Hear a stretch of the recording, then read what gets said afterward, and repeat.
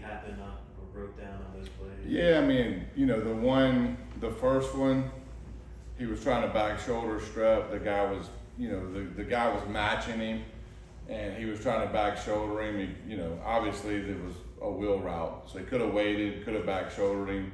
He just left it a little bit inside, and so just to err, I could probably have done a much better job on second down, to be honest with you, and kept him out of that situation.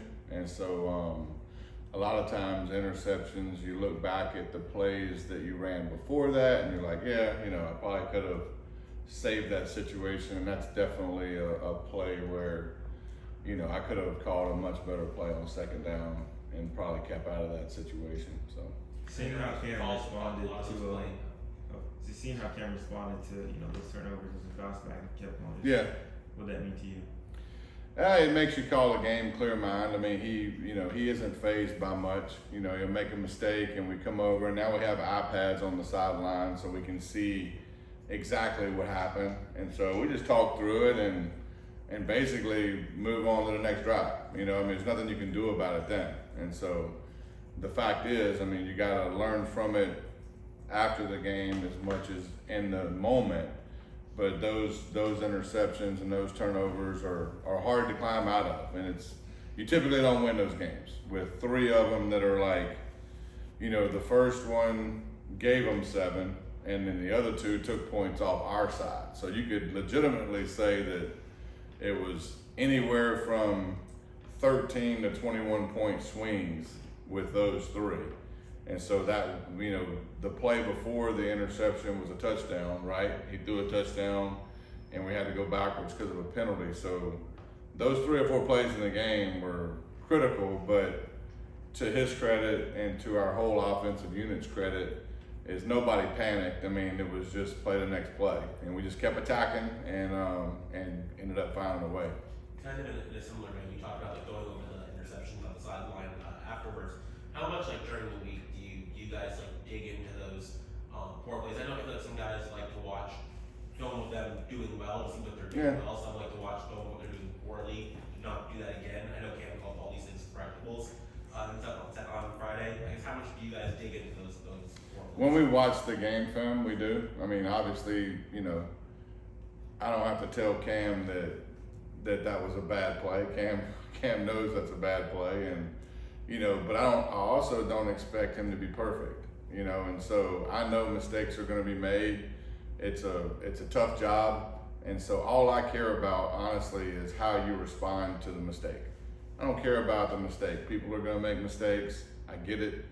How you respond to mistakes mean way more than the mistake itself. And so as long as we'll stay focused on the next play with a clear mind and go out there and keep attacking, then we'll overcome mistakes. Obviously I want to eliminate all of them.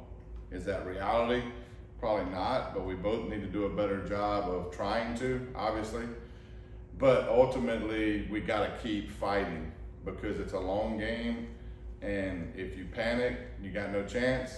If you don't panic, the game will come back to you if you keep chopping wood. Caleb Spencer, their defensive back, comes back to Miami and plays the game of his life. Yeah. Are you guys, when you game plan, are you game planning and you guys know that he's there and there's a possibility that he may play harder, or you just game plan business? I game plan their scheme. Honestly, it's I look at the scheme that the coach runs in every situation. Do players matter? Yeah. We have to take care of certain players. 52 mattered, pretty good player, right? So, but ultimately, when you get to a situation where a kid transfers out, you're going to look, it wasn't just him. We got their best effort with all 11 guys. And we knew that going into the game. They were in a situation in their season where they were 2-2, but their record didn't reflect how good they were. They got beat by 2 pretty good teams. Rutgers is pretty good. Vanderbilt's playing well. So we knew we had a battle ahead of us.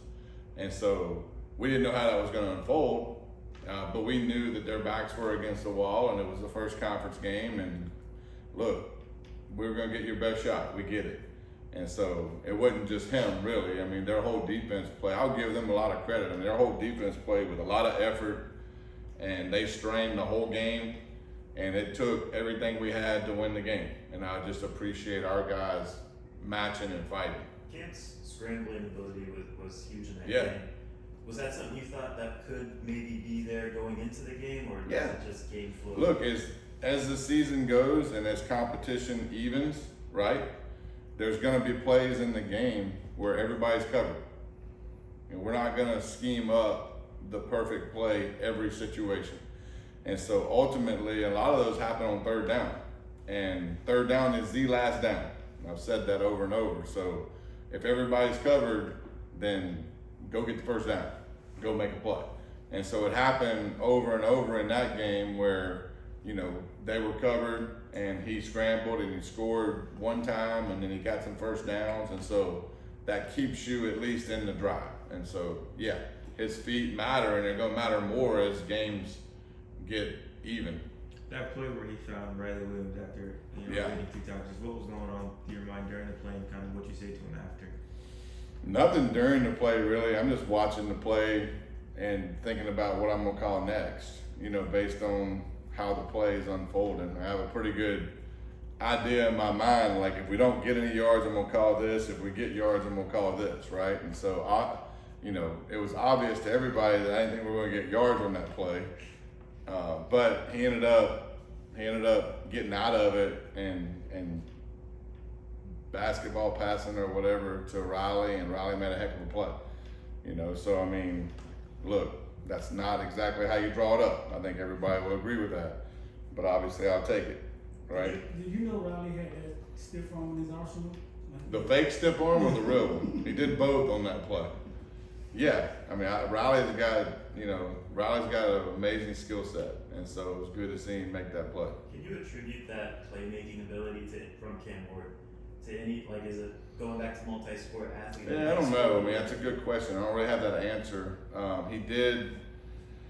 We have conversations about it. I mean, he did play shortstop. He did play point guard in basketball. I don't know if that matters. I do think that how you play in the moment matters, meaning that, you know, it's such a low pulse rate, right? So when you play like that, the game slows down around you, where things like that happen when you have that kind of ability.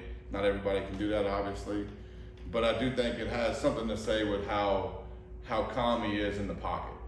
And so he's just letting things unfold, and he is a hard guy to get down, and so he kind of slip around, and so, but his periph is good. You know, he does see people kind of flash in the corner of his eye and get him the ball, you know, and a play's never dead, but again, the first drive of the game where we fumbled that ball, you know, so I mean, there's a yin and yang to that too. And I think that's easily to see, but to me, I can't take the good and not take the bad. Like, I can't love people in slices, you know, so I either gotta accept the whole player or I accept none of the player. And so now it's my job to like temper things, I get that, but ultimately we gotta play football too. What has it been like for you watching Elijah Arroyo this season? Obviously Friday has the 2 big catches and then the tackle on the interception, and just the way he's come back with the injuries from last year to finally being able to showcase himself. What has that been like? I've seen it ever since he's been healthy, to be honest. You know, I knew he had this ability. Everybody around here knows that. I think other people are just seeing what we've known all along. And now the play that he ran the guy down, I mean, that's just effort. You know what I mean? Obviously, you got to have the ability to track him down.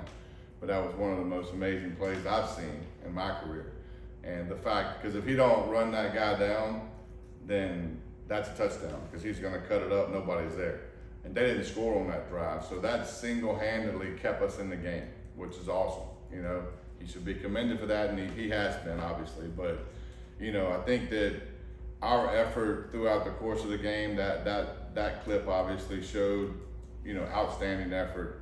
But as the game went on, we needed that kind of effort because of the situation we were in, right? We needed to make plays, we needed to dig ourselves out, which hopefully we don't have to do that a lot, but that's just one of those games where we didn't play very well at times, and then we had to dig ourselves out with a clear mind, and it showed a lot of grit of our team, and especially our offense to be able to keep chopping wood, which that's one thing that I'm very proud of with those guys.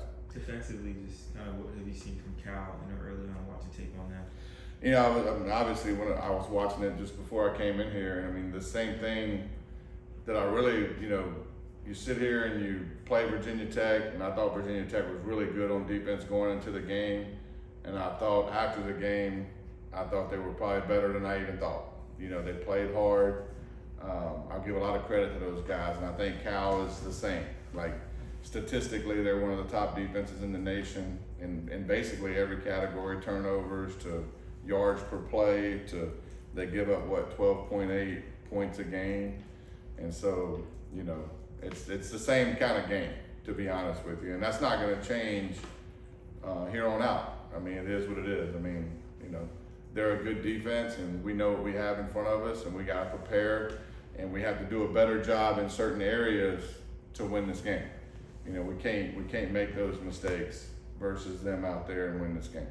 Shannon, you're throwing the ball as well as anybody in the country, but what about the running game? Has it been a little muddy to you, and what needs to happen for it to get more consistent and better? It has been. I mean, we're missing some things too, to be honest with you. I mean, we have some things there that aren't getting hit, and so we're gonna stay the course, but it is a point of emphasis. Obviously, we want to get the run game going. I want to get the run game going. I know that eventually we're gonna need it, and we're more than capable up front.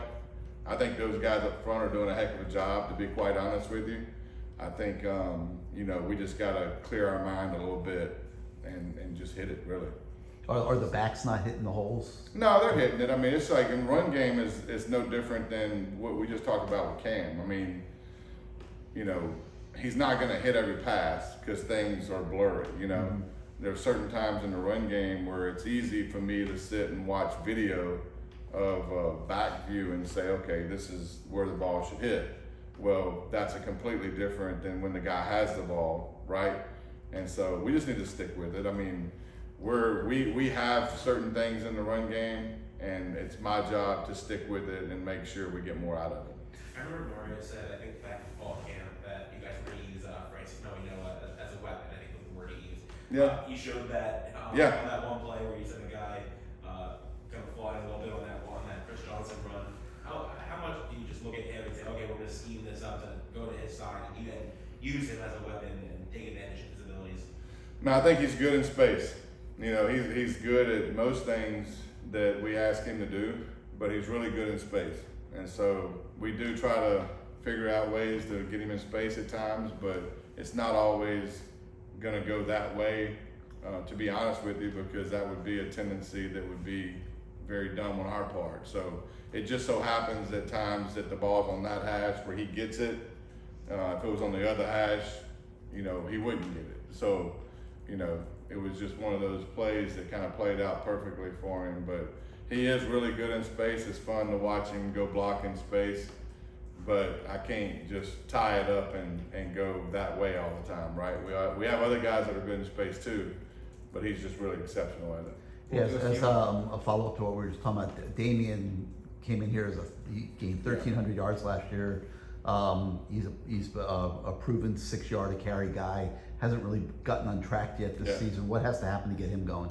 I just got to stick with it. I mean, we just got to stick with it and keep going. I mean, there's ebb and flows of offensive football, and I said last week, and I'll say it again. It's like, we have the ability to do both, and when numbers and space dictate one, and there was some run game that we had that we pulled him through, to be honest with you, and so those things are going to happen at times the way football is played today. And so to me, there's a patience you have to have with run game, and we will. I mean, we were in that game where I was trying to put some points on the board, and so, and if you watch the flow of the game, we never really gave up on the run game because we always hit one about every 3 or 4 plays. We would hit one, and there was a couple of them that could have hit big. And so, but there is a patience you have to have with it, and we will. You know, there's going to be times in the year where that we're going to have to heavily lean on it, and so, and that will happen, and we are more than capable of doing it when that time comes. Anything else? Awesome.